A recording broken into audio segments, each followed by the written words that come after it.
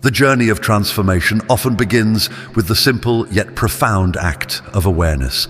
Among the many teachings in Buddhism, mindfulness stands as a foundational practice that offers a gateway to a life lived with greater clarity, wisdom, and compassion. It is a practice deeply woven into the fabric of daily existence, touching every aspect of our lives and reminding us of the power of presence. However, mindfulness is not something we simply do. It is a way of being, a way of approaching each moment with a deliberate sense of awareness and openness.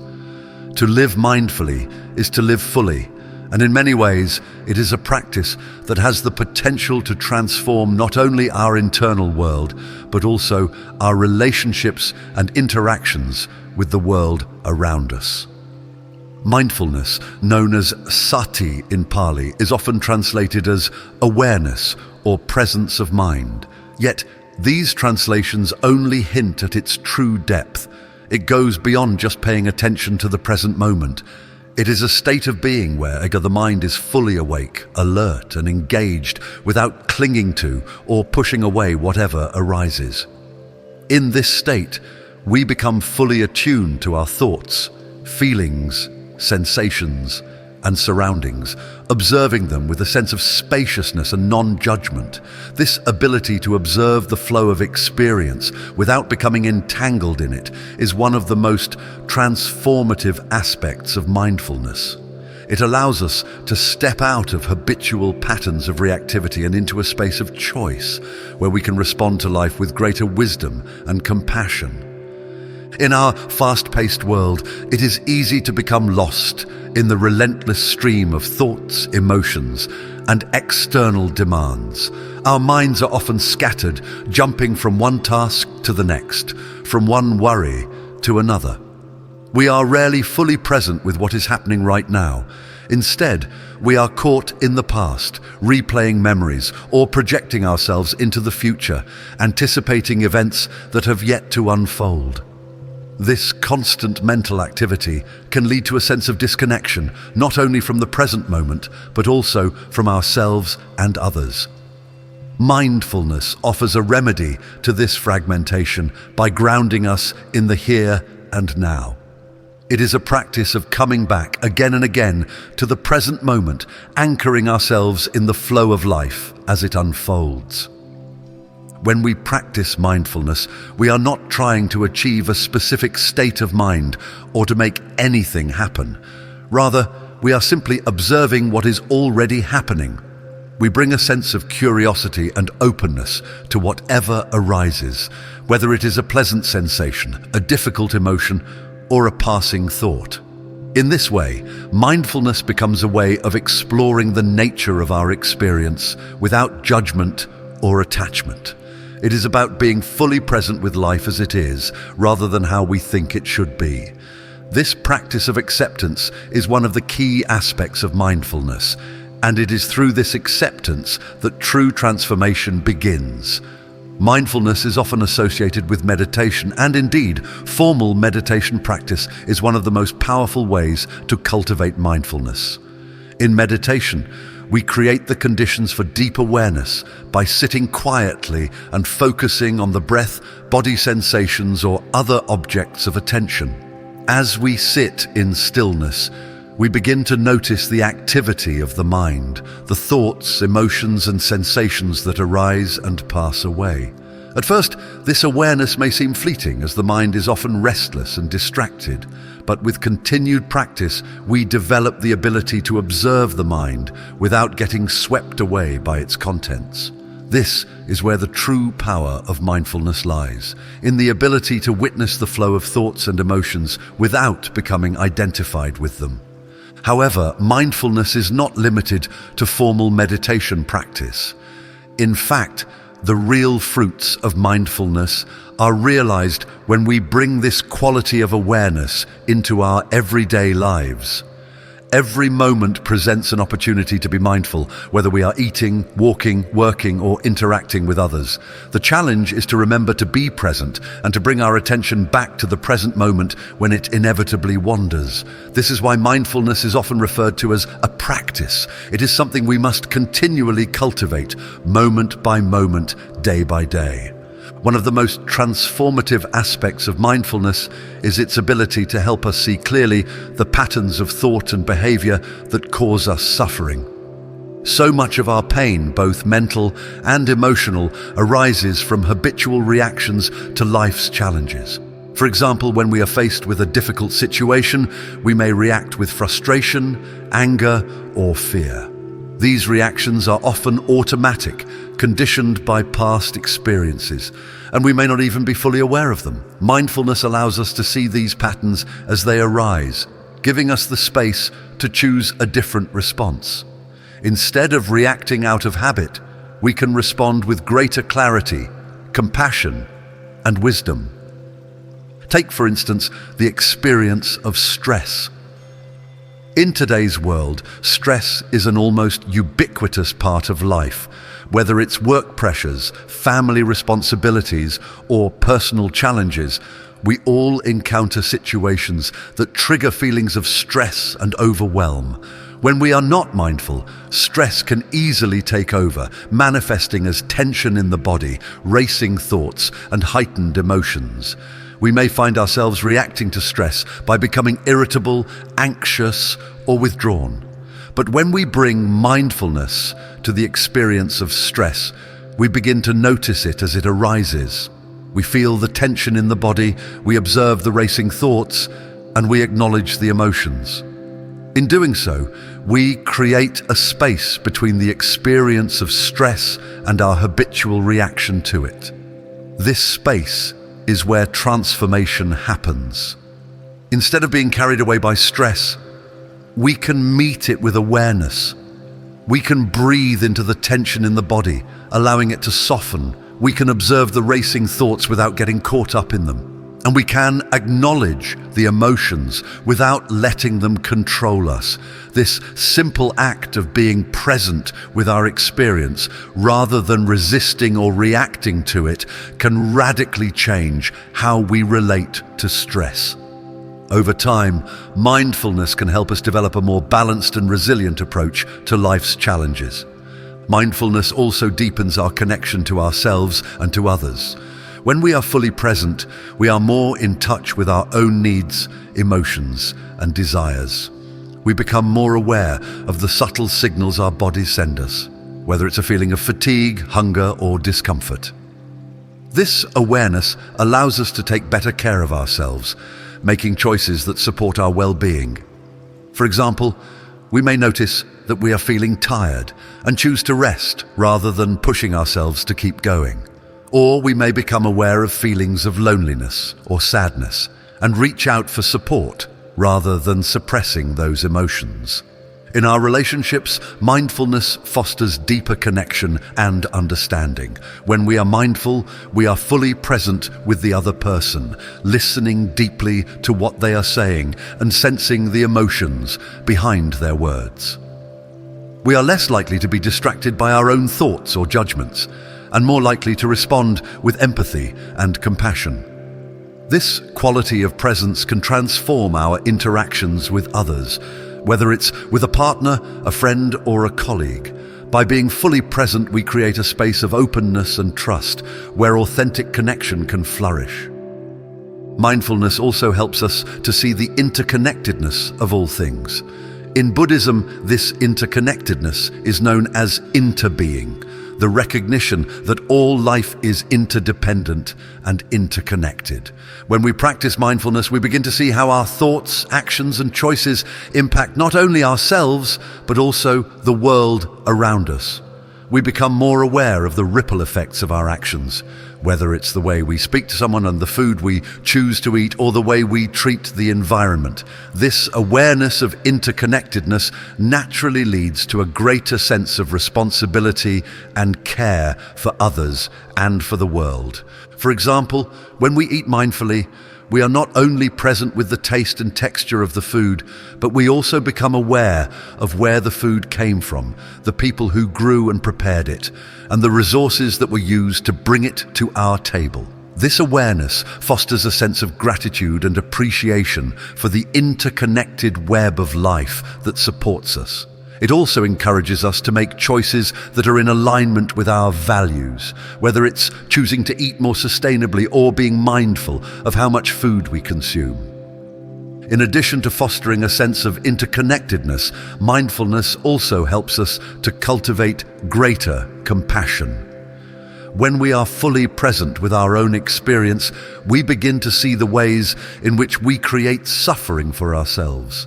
We see how we cling to certain thoughts, emotions, or desires, and how this clinging leads to dissatisfaction or pain.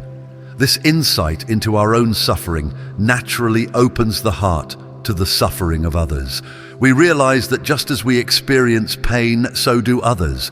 This understanding gives rise to compassion, the desire to alleviate the suffering of all beings. Compassion, like mindfulness, is a practice that can be cultivated in daily life. It begins with being kind and gentle with ourselves, especially in moments of difficulty or struggle. Often, we are our own harshest critics, judging ourselves for not being good enough or for making mistakes. Mindfulness helps us to see these judgments as they arise and to meet them with kindness rather than self-criticism. This practice of self-compassion is essential for personal transformation. When we are kind to ourselves, we create a foundation of inner peace and resilience, which allows us to extend compassion to others. Compassion for others can be cultivated through simple acts of kindness, whether it's offering a smile to a stranger, listening deeply to a friend in need, or volunteering our time to help those who are suffering. When we practice compassion, we're not only helping others, but also nourishing our own hearts. Research has shown that acts of kindness and compassion can lead to greater happiness and well-being as they strengthen our sense of connection and purpose. One of the challenges of mindfulness practice is that it requires patience and persistence. The mind is often restless, and it can be difficult to stay present, especially when we are faced with difficult emotions or experiences. It is easy to become discouraged when the mind wanders, or when we don't see immediate results from our practice. But mindfulness is not about achieving a particular state of mind or reaching a certain goal. It is about the process of coming back to the present moment, again and again, with a sense of curiosity and openness. Each time we notice that the mind has wandered and gently bring it back to the present moment, we are strengthening our capacity for mindfulness. This is why mindfulness is often referred to as a practice. It is something we must continually cultivate. Over time, with consistent practice, mindfulness becomes more natural, and we find ourselves living with greater presence, awareness, and ease. One of the key insights of mindfulness practice is the recognition of impermanence. Everything in life is constantly changing: the weather, our thoughts, our emotions, our relationships, and even our bodies. This recognition of impermanence can be both liberating and humbling. It frees us from the illusion of permanence and helps us to let go of attachment to things that are constantly in flux. At the same time, it reminds us to appreciate the preciousness of each moment, knowing that it will not last forever. When we fully embrace the reality of impermanence, we stop clinging to the past or grasping for the future. We learn to be content with what is, rather than constantly striving for something else. This sense of contentment is one of the fruits of mindfulness practice. It is a contentment that comes not from external circumstances, but from a deep inner peace that arises from being fully present with life as it is. Mindfulness also teaches us to be with discomfort. Often, when we encounter unpleasant emotions or sensations, our instinct is to avoid or suppress them. We may distract ourselves with work, entertainment, or other activities to avoid facing what we are feeling. But mindfulness invites us to turn toward discomfort with curiosity and compassion. By observing the sensations of discomfort in the body and the thoughts and emotions that accompany it, we begin to see that these experiences are not as solid or permanent as they may seem. And in fact, one of the insights that arises from mindfulness practice is the recognition that all experiences, whether pleasant or unpleasant, are fleeting. They arise, they pass, and they change. This understanding allows us to meet discomfort with a sense of openness and equanimity, rather than resistance or avoidance. Over time, we develop greater emotional resilience as we learn that we can be with discomfort without being overwhelmed by it. In addition to helping us navigate discomfort, mindfulness also enhances our capacity for joy and gratitude. When we are fully present, we become more attuned to the simple pleasures of life, the warmth of the sun on our skin, the sound of birds singing, the taste of a delicious meal. These moments of joy are often overlooked when we are caught up in the busyness of life, but mindfulness helps us to savor them and appreciate the beauty of the present moment.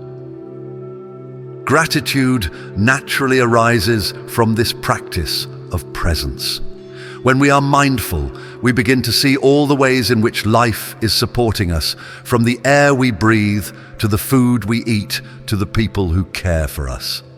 And this sense of gratitude can transform our relationship with life, shifting our focus from what we lack to the abundance that is already present. Mindfulness is not a quick fix or a magic solution to life's challenges. It is a lifelong practice, one that requires dedication, patience, and compassion, but the rewards of mindfulness are profound. Through this practice, we develop a deeper understanding of ourselves and the world around us. We learn to live with greater presence, awareness, and compassion. And in doing so, we create the conditions for true transformation, both in ourselves and in the world. As we continue to cultivate mindfulness in our daily lives, we begin to see that it is not just a practice for moments of stillness or meditation. It is a way of being, a way of living with a deep sense of presence and connection. It is through this presence that we find true peace, joy, and freedom. And it is through this practice that we can transform our lives, one moment at a time. The cultivation of loving kindness, or metta, is a deeply transformative practice within the Buddhist tradition, one that opens the heart and nurtures a sense of universal compassion. It is a practice that extends far beyond mere kindness, encompassing a profound sense of connection to all beings, rooted in the understanding that we are all intrinsically linked through our shared experiences of joy, pain, and the universal desire for happiness. As we explore the depths of loving kindness, we find that it is not just an emotional feeling, but a state of mind that can be cultivated intentionally through practice. In many ways, loving kindness is both a natural extension of mindfulness and a key component in transforming our relationships with ourselves and others. Loving kindness begins with the simple yet often difficult task of turning kindness and compassion toward ourselves. In our modern world, it is all too common to be our own harshest critics, constantly judging ourselves for not living up to certain expectations or standards. Whether it's the pressures of work, relationships, or personal goals, the inner dialogue many of us experience can often be filled with self-criticism, doubt, and even self-loathing. This internal harshness creates a barrier to experiencing true peace and happiness because it keeps us trapped in a cycle of self-judgment and dissatisfaction. The practice of loving kindness invites us to break free from this cycle by offering ourselves the same compassion we would offer a dear friend. When we begin the practice of loving kindness, we often start with ourselves, repeating phrases like, "May I be happy," "May I be healthy," "May I be peaceful." These simple words, when spoken with intention and sincerity, can begin to soften the heart and dissolve the layers of self-criticism that have accumulated over time. At first, this practice may feel awkward or even uncomfortable. especially if we are not used to treating ourselves with kindness. But with time and persistence, the practice of loving kindness toward oneself can lead to a profound shift in how we view ourselves. Rather than seeing ourselves through the lens of our perceived flaws or failures, we begin to recognize our inherent worthiness of love and compassion. This practice is not about inflating the ego or convincing ourselves that we are perfect. Instead, it is about acknowledging our shared humanity, recognizing that, like all beings, we are imperfect, and that this imperfection is not something to be judged, but something to be embraced with compassion. When we learn to treat ourselves with kindness, we create the conditions for deeper healing and transformation. We begin to break free from the self-critical thoughts and behaviors that have held us back, and we open ourselves to the possibility of living with greater peace, joy, and contentment.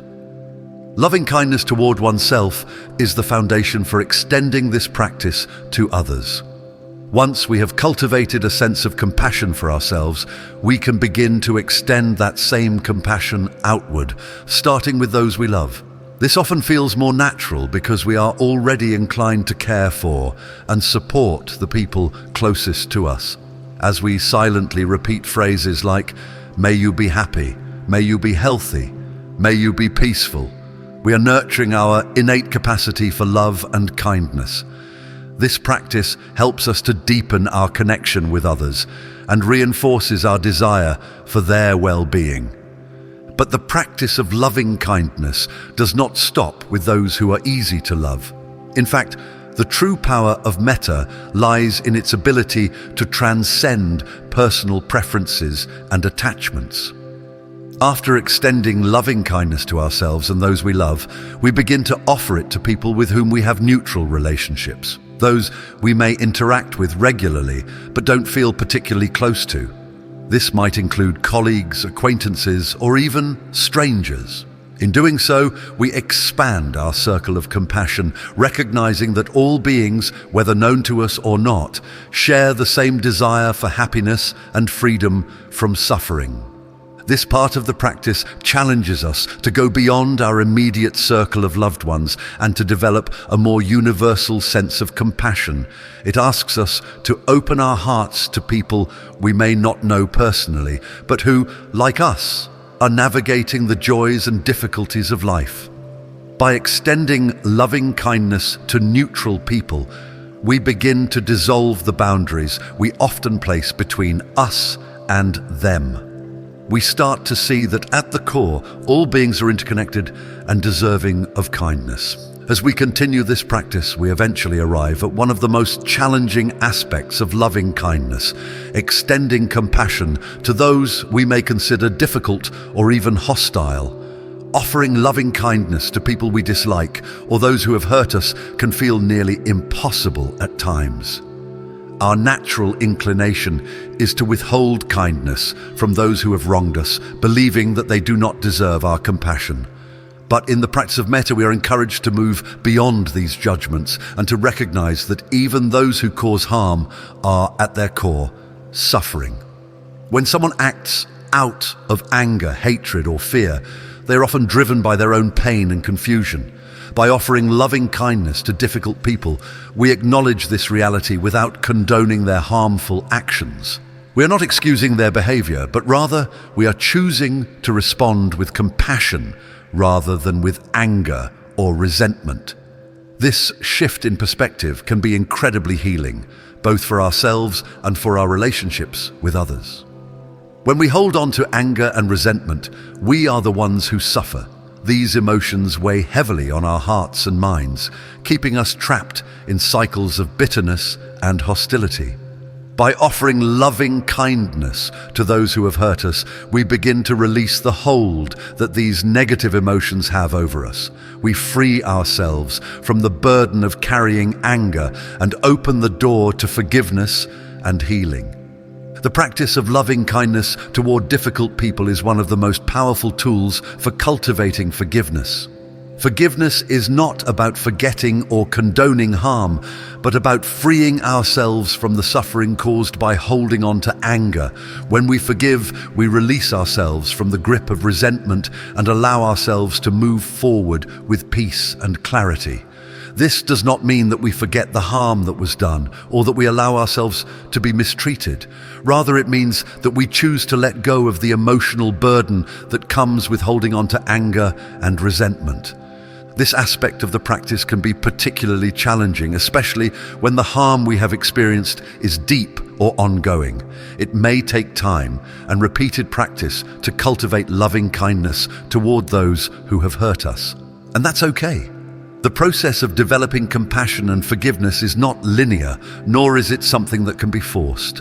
It requires patience, persistence, and a willingness to meet ourselves and others with compassion, even in the face of difficulty.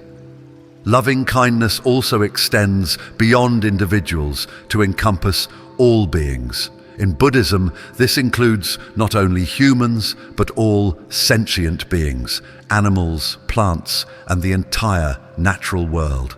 The understanding that all beings are interconnected and that each has a desire for happiness is central to the practice of loving kindness.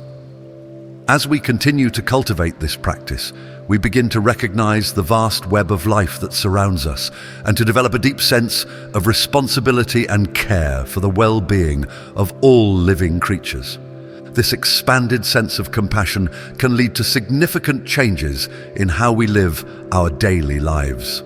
For example, we may become more mindful of the impact our actions have on the environment, choosing to live more sustainably and to minimize harm to the planet and its inhabitants.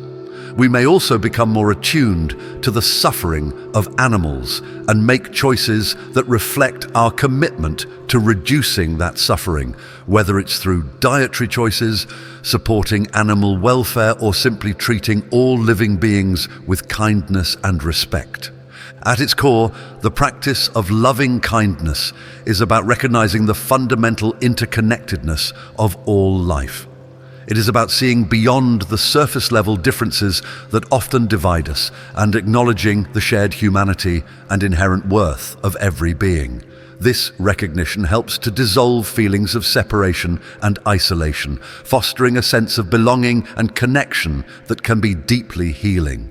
One of the key insights that arises from the practice of loving kindness is the understanding that love and compassion are not finite resources. In fact, the more we cultivate these qualities, the more they expand. Unlike material possessions which can be depleted, love and kindness grow stronger the more we practice them. This realization can be incredibly liberating because it allows us to give freely without fear of running out. We begin to understand that by offering love and kindness to others, we are also nourishing ourselves. The practice of loving kindness is often accompanied by a sense of joy and lightness. As we let go of judgment, anger, and resentment, we create space for positive emotions to arise. We begin to experience a deep sense of joy in the happiness of others, and this joy becomes a source of inner nourishment. This feeling of joy, known as mudita in Buddhism, is closely related to loving kindness. It is the ability to take delight in the happiness and success of others without feeling jealousy or envy. Mudita allows us to celebrate the joys of others as if they were our own, further deepening our sense of connection and compassion. Through the practice of loving kindness, we also develop the ability to meet life's challenges with greater resilience and equanimity. When we are rooted in compassion, we are better able to navigate difficulties with a calm and open heart. And this does not mean that we are unaffected by hardship or that we do not experience pain. Rather, it means that we approach challenges with a sense of acceptance and a willingness to remain open, even in the face of suffering. This openness allows us to respond to difficulties with wisdom and compassion rather than with fear or resistance.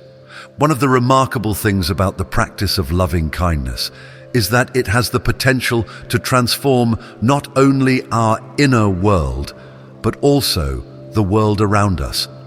When we cultivate love and compassion within ourselves, we naturally begin to act in ways that promote kindness, understanding, and harmony in our relationships and communities.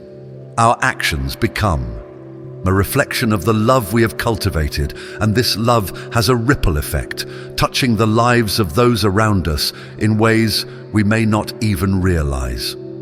The transformative power of loving kindness can be seen in the small, everyday interactions we have with others. A kind word, a smile, or a gesture of support can have a profound impact on someone's day. These seemingly small acts of kindness create a ripple effect, spreading positivity and compassion throughout our communities. Over time, these ripples can grow into waves of change, fostering a more compassionate and connected world. At the same time, the practice of loving kindness also helps us to navigate the complexities of life with greater clarity and wisdom. As we develop a deeper sense of compassion for ourselves and others, we become more attuned to the underlying causes of suffering. We begin to see that much of the harm that occurs in the world arises from ignorance, fear, and misunderstanding. This awareness allows us to respond to conflict and injustice with a greater sense of understanding and compassion rather than with anger or hatred.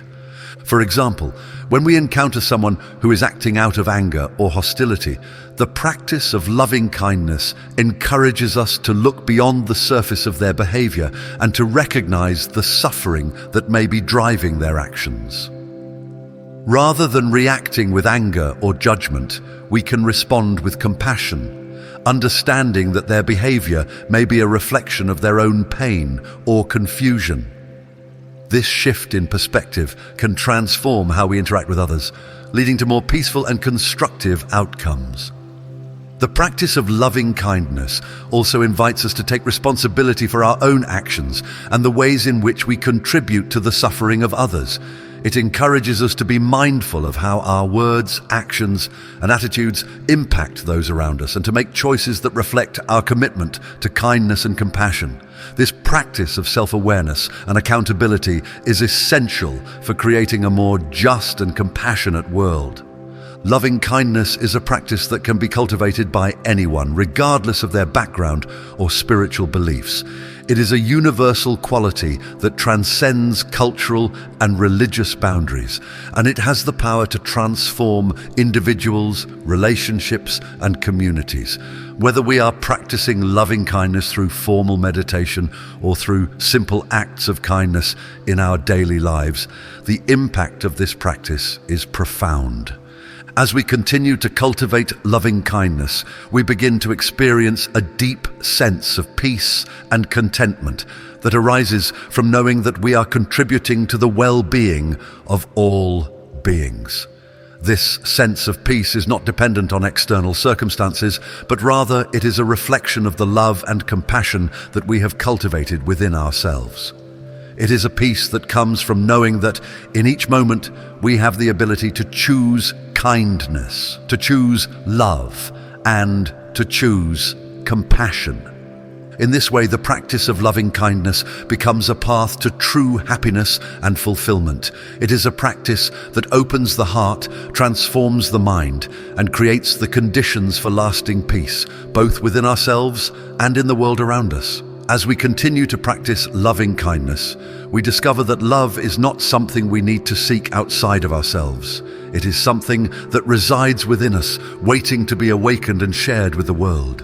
Generosity, or dana in the Pali language, is one of the foundational pillars of Buddhist practice and one of the first qualities that a person is encouraged to cultivate on the path of spiritual development. The act of giving, of opening one's heart and hands to others, is seen as a profound practice, not merely because of the external benefits it provides to the recipient, but more significantly because of the internal transformation it fosters in the giver. The practice of generosity stretches beyond the material realm and enters the domain of the mind and heart, influencing our entire approach to life, our relationships with others, and ultimately, our relationship with ourselves. Generosity, in its truest sense, is not just about giving what we have in terms of money, possessions, or resources. It is a state of mind, an attitude of openness and kindness that pervades all aspects of our being. In Buddhism, generosity is often described as the antidote to the poisons of attachment and greed, which are deeply rooted in the human condition. These poisons are what cause so much of our suffering, as they trap us in a cycle of craving, grasping, and dissatisfaction. The practice of generosity helps to break this cycle by encouraging us to loosen our grip on the things we hold most tightly, whether they are material possessions, our time, our energy, or even our opinions and judgments. When we think of generosity, it is common to think first of material giving, donating money to charity, offering food to those in need, or giving gifts to friends and family. These are all important and valuable forms of generosity, and they play a significant role in supporting communities and alleviating suffering. In many Buddhist cultures, the giving of material goods is seen as an essential aspect of spiritual practice. Monks and nuns, for example, rely entirely on the generosity of lay people for their daily sustenance. In return, the laity receive the opportunity to practice dana, which is considered one of the highest forms of merit in the Buddhist tradition. But material giving is only one aspect of generosity. In fact, the Buddha emphasized that the intention behind the act of giving is far more important than the size or value of the gift itself. When we give with a pure heart, with no expectation of recognition or reward, we are practicing true generosity. This kind of giving is rooted in compassion and selflessness, and it has the power to transform both the giver and the receiver. The Buddha once said, even if a person throws away a spoonful of water with a pure mind and intention, that is a gift, and it will bring great benefit. This teaching highlights the importance of the mind and heart behind the act of giving, rather than the material value of the gift. In addition to material generosity, there are many other ways to practice dana in our daily lives. One of the most profound forms of generosity is the giving of our time and attention. In today's fast-paced world, where people are often rushing from one task to the next, the gift of our presence can be incredibly valuable. When we take the time to listen deeply to someone who is struggling, to offer a kind word, or simply to be present with another person, we are practicing generosity in a way that touches the heart.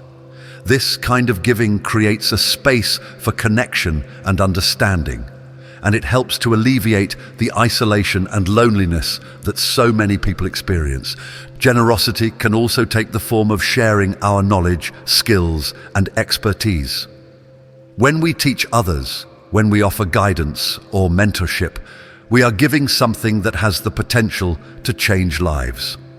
This is especially true when we share wisdom or insights that have been helpful to us on our own path.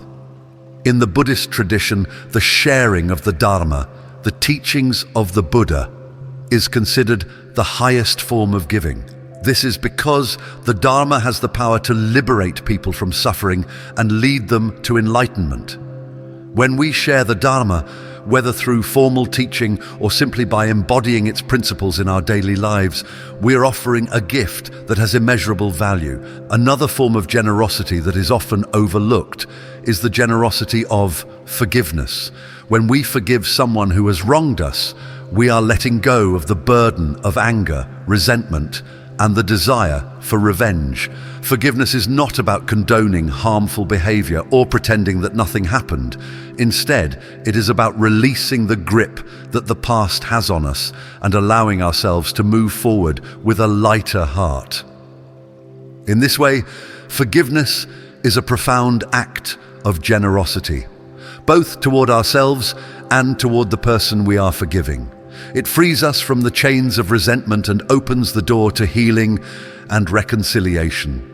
One of the most subtle and powerful forms of generosity is the giving of non-material things, such as kindness, patience, and understanding. These qualities may seem intangible, but their effects can be deeply felt. When we practice kindness toward others, even in small ways, we are contributing to a world that is more compassionate and harmonious. This could be as simple as offering a smile to a stranger, holding the door open for someone, or letting go of the need to be right in an argument. Acts of kindness, no matter how small, have a ripple effect, touching the lives of others in ways we may never fully understand. Patience is another form of generosity that is often underappreciated. In our interactions with others, we are frequently faced with situations that test our patience.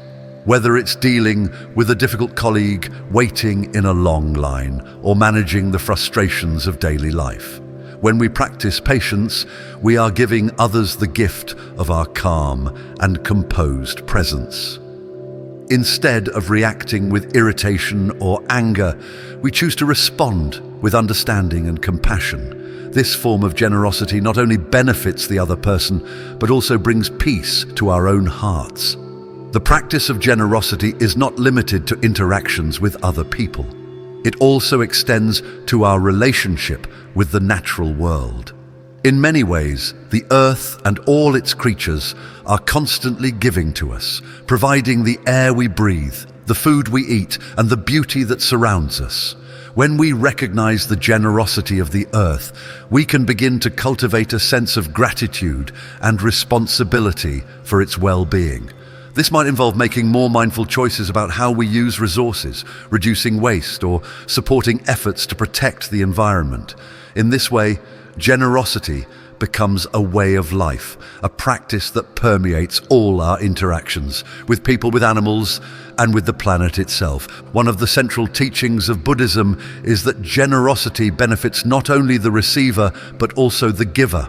In fact, the Buddha taught that the giver often benefits more than the recipient. This is because the act of giving helps to loosen the grip of attachment and self-centeredness, which are the root causes of suffering. When we give freely and with an open heart, we begin to experience the joy and freedom that come from letting go. This is the true gift of generosity. It liberates us from the confines of the ego and opens us to the boundless nature of the heart. At the same time, it is important to recognize that the practice of generosity is not always easy. We may encounter resistance, fear, or doubt when it comes to giving, especially if we feel that we don't have enough to share or if we are afraid of being taken advantage of. These feelings are natural and part of the human experience. But the practice of dana encourages us to meet these challenges with compassion and wisdom. Rather than forcing ourselves to give, we can take the time to reflect on the intentions behind our actions. Are we giving out of a sense of obligation or guilt, or are we giving with a genuine desire to help others? When we give from a place of authenticity and love, the act of giving becomes a source of joy and fulfillment rather than a burden. The practice of generosity also invites us to examine our relationship with wealth and material possessions. In many societies, wealth is often seen as a measure of success and security, and there is a strong cultural emphasis on acquiring more money, more possessions, more status. But Buddhism teaches that true wealth is not measured by how much we have, but by how much we give. This is not to say that we should renounce all material possessions or that having wealth is inherently wrong. Rather, it is a reminder that clinging to wealth as a source of happiness and security ultimately leads to suffering, because all material things are impermanent. The more we practice generosity, the more we begin to understand the truth of this teaching. We realize that the joy and satisfaction that come from giving far outweigh the fleeting pleasure of acquiring more. We start to see that true abundance comes not from accumulating wealth, but from sharing what we have with others. This shift in perspective can be incredibly liberating, as it frees us from the endless cycle of craving and opens the door to a deeper sense of contentment and peace. In addition to freeing us from attachment, the practice of generosity also cultivates other important qualities, such as gratitude, humility, and empathy. When we give, we are reminded of the many ways in which we have been supported by others, whether it's through the kindness of friends and family, the efforts of teachers and mentors, or the generosity of strangers. This awareness fosters a sense of gratitude for the interconnectedness of life and the many gifts we receive each day. Generosity also teaches us humility. It reminds us that we are not separate or independent from others, but that we are all part of a larger web of relationships. No matter how much we may have, we are all in need of support and connection. By practicing generosity, we acknowledge this truth and cultivate a sense of humility that allows us to approach life with a more open and compassionate heart. Empathy, too, is deepened through the practice of dana. When we give, we are tuning into the needs and suffering of others, and we are responding with kindness and care. This act of giving helps to dissolve the barriers that separate us from others, allowing us to feel a deeper sense of connection and understanding. Empathy is not just about feeling sorry for someone or imagining what it would be like to be in their shoes. It is about recognizing our shared humanity and responding to the needs of others with compassion. The Buddha often spoke about the joy that comes from practicing generosity. This joy is not dependent on external circumstances, but arises naturally from the act of giving itself. In fact, the Buddha taught that there are three kinds of joy associated with giving: the joy of intention, the joy of the act of giving, and the joy that comes after the gift has been given. First, there is the joy of intention, the happiness we feel when we decide to give. This is the anticipation of doing something good, the satisfaction that comes from knowing that we are about to make a positive difference in someone's life. Then, there is the joy of the act of giving, the immediate pleasure we experience when we actually give, whether it's offering a gift, donating to a cause, or helping someone in need. Finally, there is the joy that comes after the gift has been given, the lasting sense of fulfillment and contentment that arises from knowing that we have done something kind and selfless. This triple joy is one of the reasons why the practice of generosity is so highly valued in Buddhism. It is a practice that not only benefits others, but also brings deep and lasting happiness to the giver.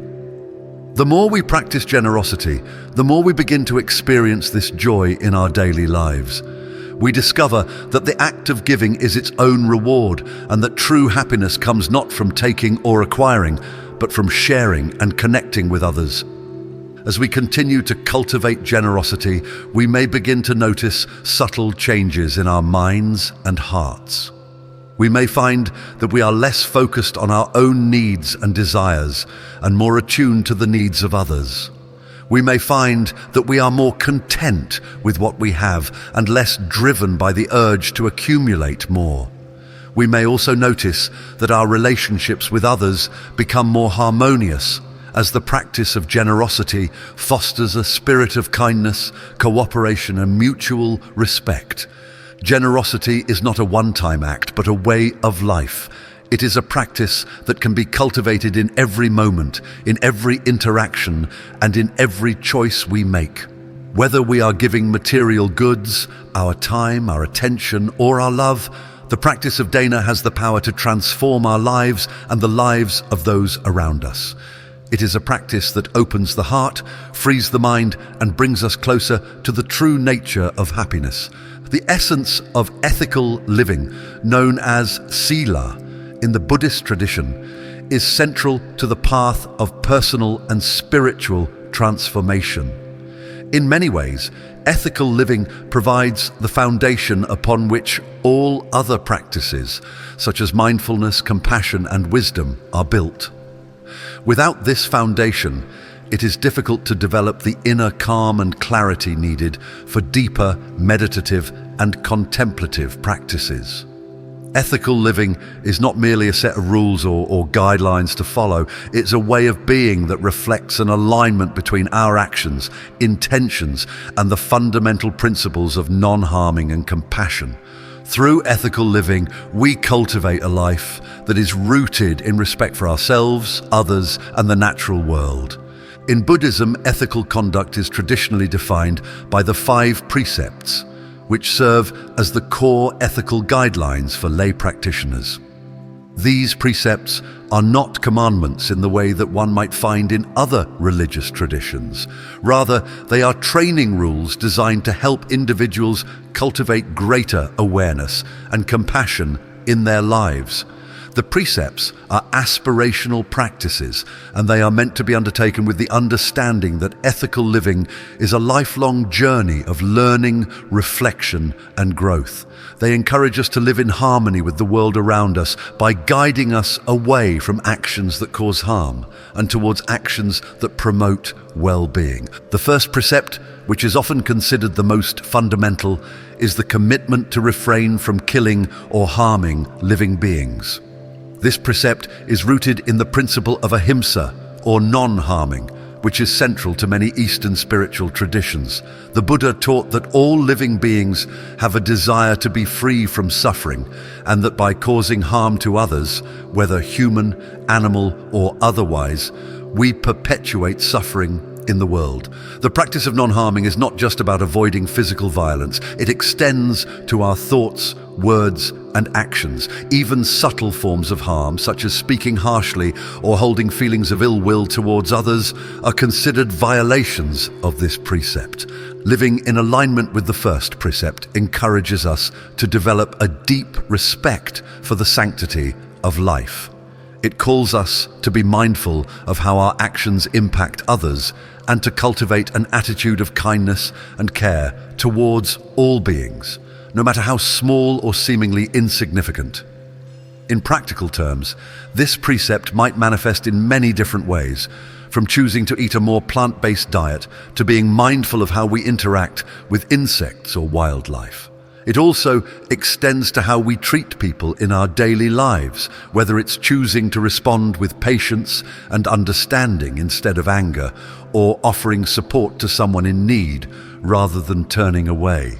The second precept is the commitment to refrain from taking what is not freely given. This precept goes beyond the obvious act of stealing material possessions. It includes any form of taking that violates another's autonomy or well-being. This might include exploiting others for personal gain, taking advantage of someone's trust, or engaging in dishonest practices in business or other areas of life. The practice of this precept encourages us to cultivate a sense of generosity and integrity, recognizing that our actions have consequences and that we are responsible for ensuring that we do not take more than we need or act in ways that harm others. At its heart, this precept is about developing a mindset of abundance rather than scarcity. When we take what is not freely given, we are often acting out of a sense of fear or lack, believing that we need to accumulate more in order to be happy or secure. But true happiness, according to the teachings of the Buddha, does not come from having more. It comes from letting go of attachment and cultivating contentment with what we have. By practicing the second precept, we are reminded to live simply and to cultivate an attitude of gratitude for the abundance that already exists in our lives. This shift in perspective not only benefits others by ensuring that we do not cause harm, but it also brings peace and fulfillment to our own hearts. The third precept is the commitment to refrain from sexual misconduct. This precept, like the others, is rooted in the principle of non-harming and seeks to protect the integrity and dignity of all individuals. Sexual misconduct refers to any form of sexual behavior that causes harm to oneself or others, whether through coercion, deceit, or exploitation. This precept emphasizes the importance of treating others with respect and kindness, especially in the realm of intimate relationships where the potential for harm can be significant. By practicing this precept, we cultivate trust, honesty, and care in our relationships, creating the conditions for deeper connection and mutual respect. The third precept is not about repressing or denying one's sexual desires. Rather, it is about bringing mindfulness and ethical consideration to the way we express those desires. In a world where sexual exploitation, objectification, and coercion are all too common, the practice of this precept serves as a reminder that our sexual behavior has the power to either uplift or harm others. By choosing to engage in relationships that are based on mutual respect, consent, and care, we contribute to a world that honors the dignity and well-being of all individuals. The fourth precept is the commitment to refrain from false or harmful speech. This precept is often considered one of the most challenging because speech is such a fundamental part of our daily lives. The Buddha taught that our words have tremendous power. They can either uplift and heal, or they can harm and destroy. By practicing right speech, we are encouraged to be mindful of the impact of our words and to use our speech in ways that promote harmony, understanding, and kindness. Right speech is not just about avoiding lies or slander. It encompasses all forms of communication, including gossip, harsh language, and idle chatter. The practice of this precept encourages us to speak truthfully, but also to speak in ways that are kind and beneficial. Even the truth, if spoken harshly or without consideration for the other person's feelings, can cause harm. Therefore, the Buddha encouraged his followers to speak only when their words are both true and helpful, and to refrain from speaking when their words would cause unnecessary pain or division. Practicing the fourth precept can be a transformative experience, as it requires us to slow down and consider the impact of our words before we speak. In moments of anger or frustration, it can be easy to lash out with words that we later regret. But by cultivating mindfulness in our speech, we learn to pause, breathe, and choose our words more carefully. This not only prevents harm to others, but also brings a greater sense of peace and calm to our own minds. In addition, by refraining from gossip and idle chatter, we create more space for meaningful and constructive conversations, deepening our connections with others. The fifth and final precept is the commitment to refrain from intoxicants that cloud the mind. This precept is based on the understanding that clarity of mind is essential for the practice of mindfulness and ethical conduct. When the mind is clouded by alcohol, drugs, or other intoxicants, our ability to make wise and compassionate choices is impaired. Intoxicants often lead to careless actions and words that can cause harm to ourselves and others, and they can create habits of dependence that lead to further suffering. The practice of this precept is not about rigidly abstaining from all substances, but rather about cultivating mindfulness in our relationship with them. For some, this might mean choosing to abstain from alcohol or drugs entirely, while for others, it might mean practicing moderation and mindfulness when using these substances. The key is to ensure that our use of intoxicants does not impair our ability to live ethically or cause harm to ourselves or others. Beyond the specific precepts, the practice of ethical living in Buddhism is about cultivating a life that is guided by compassion, wisdom, and non-harming. It is a way of living that reflects our interconnectedness with all beings and our commitment to reducing suffering in the world. Ethical living is not about adhering to a strict set of rules or judging ourselves or others for falling short. Instead, it is a practice of continually refining our actions, intentions, and attitudes with the understanding that ethical conduct is a dynamic and evolving process. One of the central teachings of Buddhism is that all actions have consequences, a principle known as karma. This teaching reminds us that every choice we make, whether big or small, creates ripples in the world.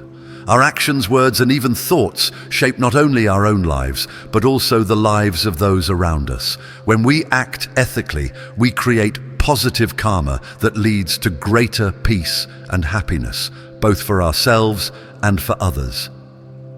Conversely, when we act in ways that cause harm, we create negative karma that leads to suffering and discord. The practice of ethical living is an invitation to become more aware of the impact of our actions and to take responsibility for the choices we make. This awareness is not meant to create guilt or shame, but rather to empower us to live more mindfully and compassionately. By aligning our actions with our values, we create the conditions for a life that is more harmonious, fulfilling, and meaningful. Ethical living also encourages us to develop greater empathy and understanding for others. When we recognize that our actions have the power to either alleviate or contribute to the suffering of others, we are naturally inclined to act with greater care and consideration.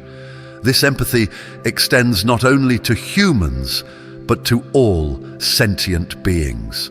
The Buddha taught that all beings, human, animal, and otherwise, are deserving of compassion and respect, and that ethical living involves recognizing the interconnectedness of all life.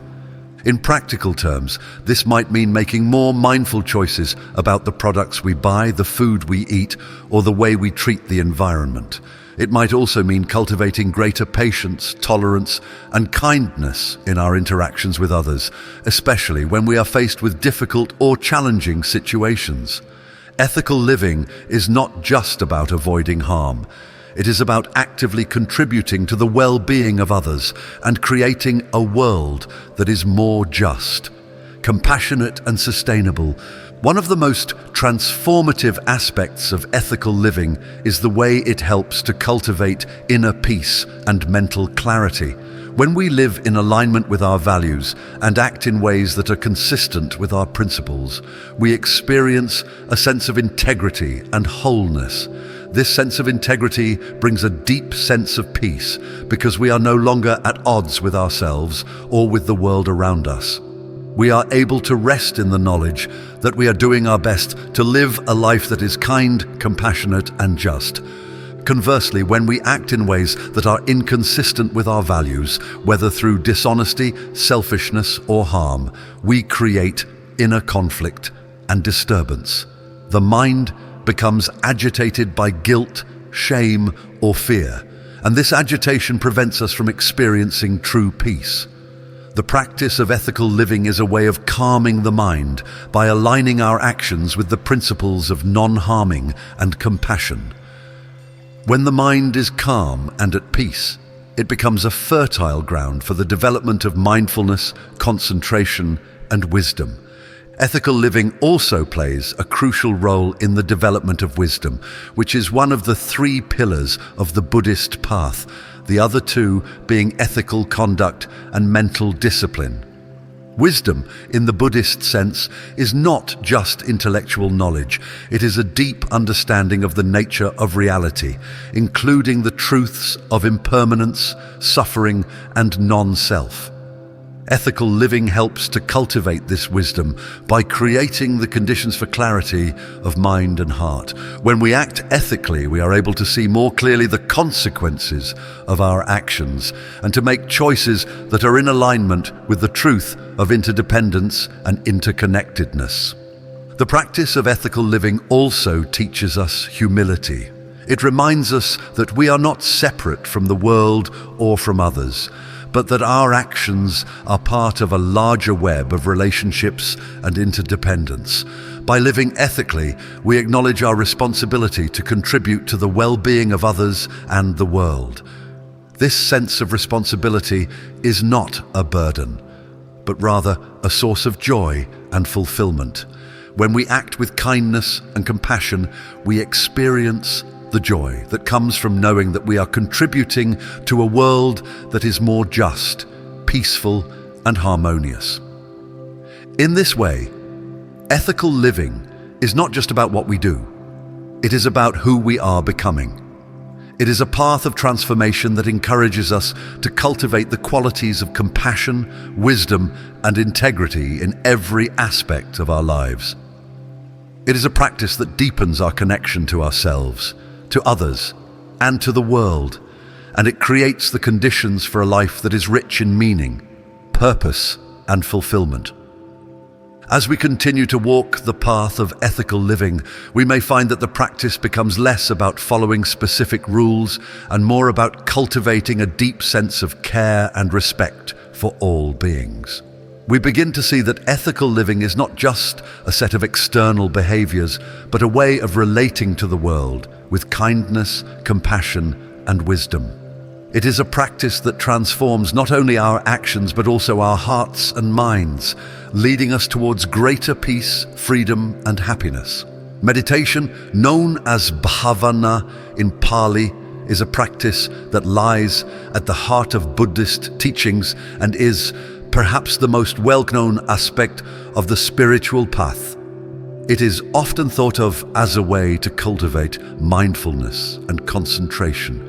But meditation encompasses so much more than just calming the mind or focusing on a single point of attention. In its deepest sense, meditation is about developing insight into the nature of reality, seeing things as they truly are and freeing the mind from the patterns of suffering that we all carry with us. It is a practice that, when approached with patience and dedication, has the power to transform not only our mental and emotional states, but the very way we experience life itself. At its most basic level, meditation is the practice of sitting quietly, focusing the mind, and observing one's inner experience without attachment or aversion. It is a practice that trains the mind to become more aware of its own workings, its thoughts, emotions, sensations, and reactions, and to observe these phenomena with equanimity. This simple act of sitting and observing can reveal profound truths about the mind and its tendencies. Over time, through meditation, we come to see how often we are pulled around by our thoughts and emotions, how easily we become lost in stories about the past or worries about the future, and how much of our suffering is created by our own habitual patterns of thinking and reacting. In Buddhist practice, there are many different forms of meditation, each designed to cultivate specific qualities of mind and heart. One of the most common forms of meditation is samatha, or calm abiding meditation, which focuses on developing concentration and mental tranquility. In samatha meditation, the practitioner typically chooses an object of focus, such as the breath, a mantra, or a visual object, and concentrates on that object with full attention. Each time the mind wanders, as it inevitably does, the practitioner gently brings the attention back to the object of focus without judgment or frustration. Over time, this practice strengthens the mind's ability to remain steady and focused, cultivating a deep sense of calm and inner stillness. The purpose of samatha meditation is not just to develop concentration for its own sake, but to create the conditions for the mind to become calm, clear, and stable. When the mind is scattered and restless, it is difficult to see things clearly or to respond to life's challenges with wisdom and compassion. But when the mind is calm and focused, it becomes a powerful tool for insight and transformation. This is why samatha meditation is often considered a foundational practice in Buddhism. It helps to quiet the mind, creating the conditions for deeper insight to arise. However, while calm and concentration are important, they are not the ultimate goal of meditation in Buddhism. The Buddha taught that the primary purpose of meditation is to develop vipassana, or insight into the true nature of reality. Vipassana meditation goes beyond simply calming the mind. It is a practice of deeply observing the nature of the mind and body, recognizing their impermanent, unsatisfactory, and selfless nature. Through Vipassana meditation, we come to see that all experiences, whether they are pleasant, unpleasant, or neutral, are impermanent and subject to change. This realization allows us to let go of our attachment to experiences, freeing the mind from the clinging and aversion that are the root causes of suffering. The practice of Vipassana often begins with observing the breath, body sensations, or other aspects of present moment experience. As we develop the ability to observe without reacting, we begin to notice how thoughts, emotions, and sensations arise and pass away.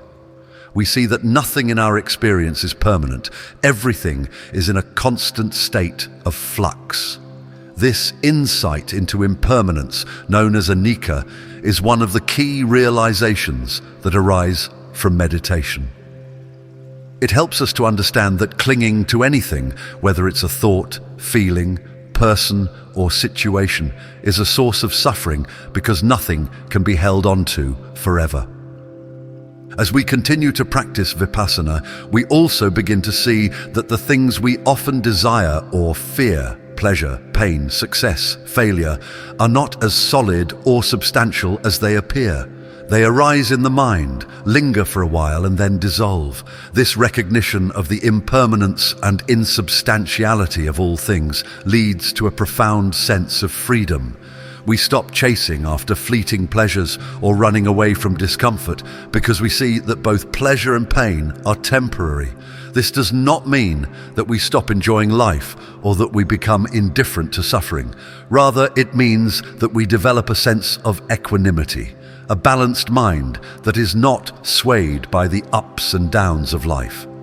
Another key insight that arises from vipassana meditation is the understanding of dukkha, or suffering. The Buddha taught that suffering is an inherent part of the human experience, and meditation allows us to see this truth more clearly. Through mindfulness and observation, we begin to recognize the subtle forms of suffering that arise in our everyday lives, whether it's the discomfort of physical pain, the frustration of unmet desires, or the anxiety of uncertainty. We also see how much of our suffering is created by the mind's tendency to resist what is unpleasant and to cling to what is pleasant. Meditation helps us to develop a new relationship with suffering. Rather than trying to avoid or escape it, we learn to face it with mindfulness and compassion. When we bring awareness to our suffering without judgment or resistance, we begin to see that it is not as unbearable as we may have thought. In fact, much of the intensity of suffering comes from our resistance to it, rather than from the suffering itself. By observing suffering with mindfulness, we create a space where we can meet it with understanding and kindness, rather than with fear or aversion. This shift in perspective is one of the most transformative aspects of meditation. It allows us to experience suffering without being overwhelmed by it, and it opens the door to compassion for ourselves and for others. When we see how much suffering arises from the mind's habitual patterns of craving and aversion, we develop greater empathy for others who are also struggling with these same patterns. Meditation helps us to cultivate karuna, or compassion, which is the natural response of the heart when it encounters suffering. In addition to insight into impermanence and suffering, meditation also reveals the truth of anatta, or non-self. One of the central teachings of Buddhism is that the sense of a permanent, independent self is an illusion. Through meditation, we begin to see that what we call the self is actually a constantly changing flow of thoughts, feelings, sensations, and perceptions. There is no fixed, unchanging entity that we can point to as me. This realization can be both liberating and unsettling. It challenges our deeply held beliefs about who we are, but it also frees us from the limitations of ego and self-centeredness. The practice of meditation helps us to loosen our identification with the self and to see that our true nature is not limited to the small, separate sense of I. We come to understand that we are part of a vast, interconnected web of life, and that the boundaries between self and other are not as solid as they seem. This realization leads to a deep sense of interconnectedness and unity with all beings. It also dissolves the fear and defensiveness that come from identifying with a fixed self, allowing us to live with greater openness, compassion, and freedom. One of the reasons that meditation is such a powerful practice is that it trains the mind to become more present and aware.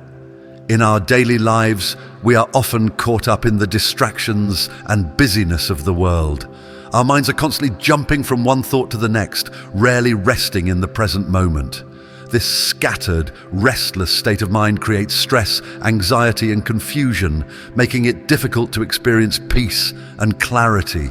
Meditation provides a space where we can step out of this constant mental activity and rest in the stillness of the present moment. In the beginning, meditation can be challenging because the mind is not accustomed to being still. When we sit down to meditate, we may find that the mind is filled with thoughts, planning, worrying, remembering, or fantasizing. This is completely normal, especially for beginners. The practice of meditation is not about stopping thoughts or forcing the mind to be silent. Rather, it is about observing the mind's activity without getting caught up in it. Each time we notice that the mind has wandered, we gently bring our attention back to the present moment, whether it's the breath, a sound, or a sensation in the body. This simple act of returning to the present moment again and again is the essence of meditation. And over time, as we continue to practice, we begin to notice that the mind becomes more stable and less reactive. We develop the ability to observe thoughts and emotions without being swept away by them. This creates a sense of spaciousness in the mind, where we can respond to life's challenges with greater clarity and wisdom. Meditation helps to cultivate mindfulness, which is the ability to be fully present with whatever is happening without judgment or distraction. This quality of mindfulness is not limited to the meditation cushion. It extends into every aspect of our lives. Mindfulness allows us to engage with life more fully, whether we are eating, walking, working, or interacting with others. It helps us to slow down and appreciate the richness of each moment, rather than rushing through life on autopilot. When we are mindful, we are able to respond to situations with greater awareness and intentionality, rather than reacting out of habit or impulse. This leads to more skillful and compassionate actions, and it reduces the amount of suffering we create for ourselves and others. In addition to mindfulness, meditation also cultivates equanimity, which is the ability to remain balanced and at peace, regardless of the circumstances. Equanimity is the quality of mind that allows us to face both pleasure and pain with an open heart, without becoming attached to one or averse to the other. It is the recognition that all experiences are temporary and that we do not need to cling to them or push them away. Equanimity brings a deep sense of peace and freedom because it frees us from the constant struggle to control or manipulate our experiences. Equanimity is not the same as indifference. It does not mean that we stop caring or that we become numb to life's joys and sorrows. Rather, it means that we can care deeply and engage fully with life, without becoming overwhelmed by it. Equanimity allows us to remain open to both the joys and the challenges of life, without being thrown off balance by either. It is a quality that brings great strength and resilience, allowing us to face life's ups and downs with a calm and steady mind. Another important aspect of meditation is the cultivation of metta, or loving kindness. Loving kindness meditation is a practice that helps to open the heart and develop a deep sense of compassion for oneself and others. In this practice, we begin by offering loving kindness to ourselves, silently repeating phrases such as, "May I be happy, may I be healthy, may I be peaceful." We then extend these wishes to others, starting with loved ones, and gradually including neutral people, difficult people, and all beings. The practice of loving kindness helps to dissolve the barriers of separation that we often create between ourselves and others. It encourages us to recognize the shared humanity in all beings and to respond to others with kindness and compassion. Loving kindness meditation also helps to soften the heart, especially in times of anger, resentment, or judgment. By cultivating an attitude of goodwill towards others, we develop the capacity to meet life's challenges with greater empathy and understanding. Meditation is not a quick fix or a one-time solution to life's problems.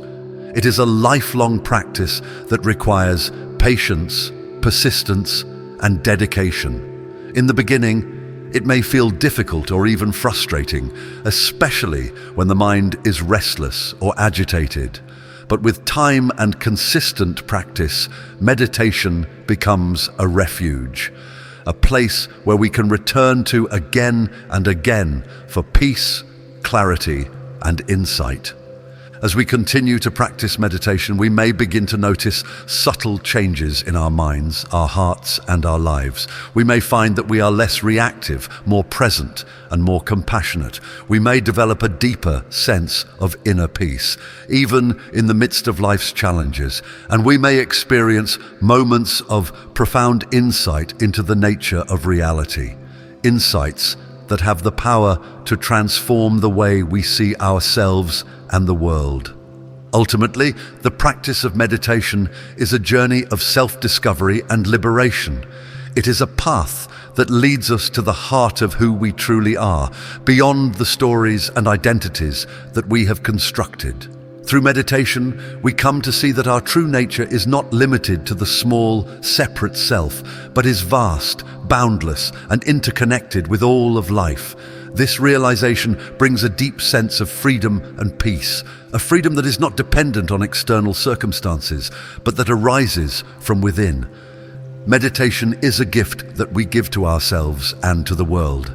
By taking the time to sit quietly and cultivate mindfulness, compassion, and insight, we create the conditions for a life that is more peaceful, more joyful, and more free. And as we transform our own minds and hearts, we also contribute to the transformation of the world around us, creating a ripple effect of kindness, compassion, and understanding that touches the lives of all beings.